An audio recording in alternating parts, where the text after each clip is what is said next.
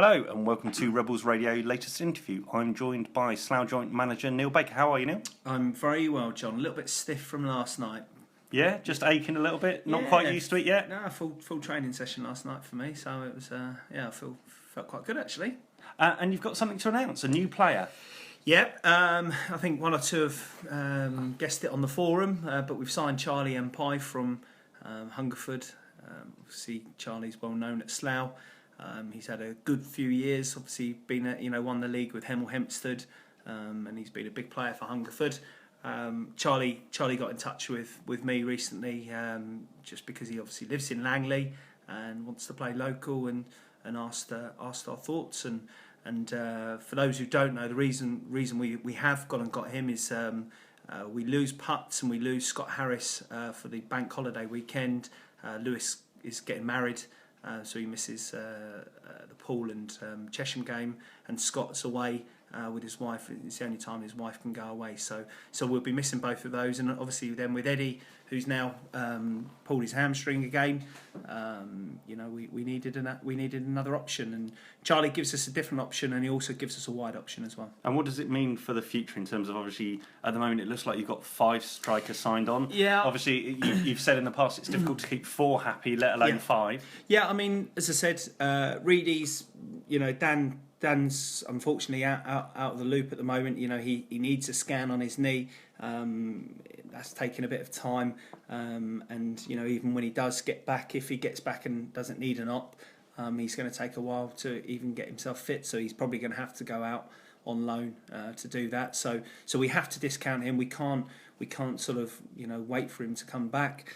Obviously Eddie, he does pick up injuries now and then. So listen, football has a habit of evening and working itself out. So there'll be a lot of competition up front, and we'll just have to wait and see. But we need that option, especially for the cover for when those two are away. And so Charlie got stuck into training last night, straight in there, met all the boys? Yeah, he did. We've had a slight issue in terms we've signed the transfer form, but unfortunately Hungerford only put his registration into the league on Sunday.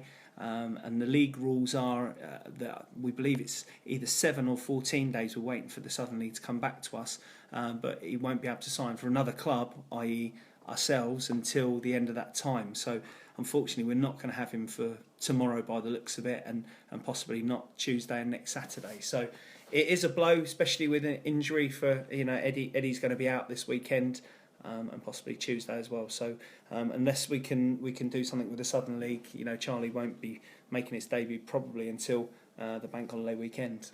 How was training, incidentally, after obviously what was a disappointment on Tuesday evening? How was the attitude and the energy around training tonight? It was a really good session. It was.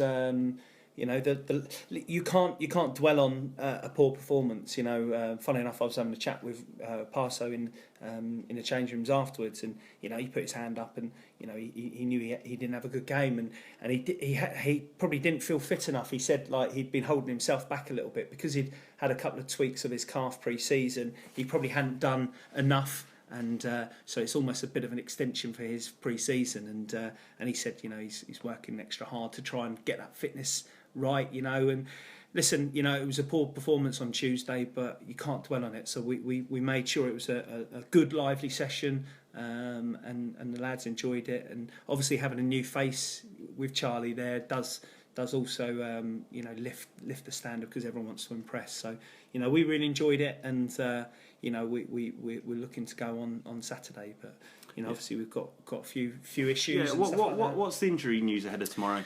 Well, Eddie's no good. He pulled up with his hamstring on Tuesday. He won't be fit enough for Saturday and probably Tuesday. Jake might make the bench. Jake Parsons might make the bench. He did a bit of running tonight, which is way ahead of schedule. He's hopefully going to do the full warm up on Saturday, with the intention of sitting on the bench and being an option. So if that's the case, that's great news. Gurkhan trained no problem tonight, so he'll come into the squad and be an option. Billy has got a problem with his knee, and he won't be an option for us, unfortunately. We obviously Scotty's out for probably another 3 weeks, I would say. But we have got Macca back. Macca's back, and he trained last night, and that will help massively. How's Luke getting on? It's all been a bit quiet on Luke. Yeah, Luke trained for the first time last night. He's had glandular fever, and he trained. He's hoping to play a game on Saturday for Fleet Spurs, which is local to him, just to get some minutes under his belt. However, he did ring me last night and sort of said that he did feel a little bit ropey after training, so he's going to make a decision probably later on today, whether or not he can play. So yeah, he's sort of on the comeback trail as such, and then the only other person is Jamie McClurg, who's unavailable this weekend. So we are a bit stretched in terms of squad numbers, but I think going into probably Tuesday we're going to be in much better shape. But we're quite happy with what we're going with on Saturday. We've got a strong 11, and we've got sort of some good options from the bench as well. So we're relatively happy where we're going to be. And what do you know about Stratford ahead of tomorrow? Obviously they are looking strong. They've got 6 points from their first 2 games, two kind of reasonably convincing wins, and new boys into the division. Yeah, I mean they'll be riding the crest of a wave as we were when we first came into the league. They won the playoffs against Larkhall last year, and by all accounts it's a lovely setup. I've not been there, but I know people who have been there, so it's a great setup. I know 1 or 2 of their players.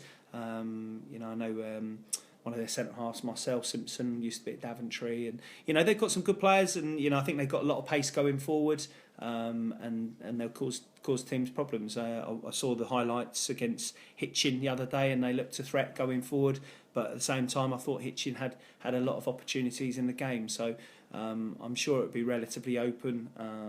But listen, we're going there to win the game. It's as simple as that. We know we had a poor result on Tuesday. I mean, obviously the Frome result doesn't look quite as bad when you see that they drew with Merthyr on Tuesday night or Wednesday night, having been winning 1-0.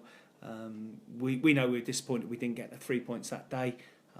But it's a long season. I said to Anders the other day, the year we got promoted, we took 4 points from our first 4 games, and that didn't stop us, and we had a terrible Christmas as well. So we just need to be improving on last year, and we will do that. I'm very sure of that. I think at the moment, we have got 1 or 2 that are still finding their fitness a little bit, and we might be maybe that little bit behind in terms of obviously Adrian Sear and Warren Harris and people like that. But they're good players, and once we get them all fighting fit, then I think we're going to be a strong option. Well, let's hope for a good performance tomorrow afternoon. Yeah. And lots of Rebel fans travel up the M40 to watch the game. But thank you very much for your time. We'll catch up with you after the game. Cheers, John. Thank you.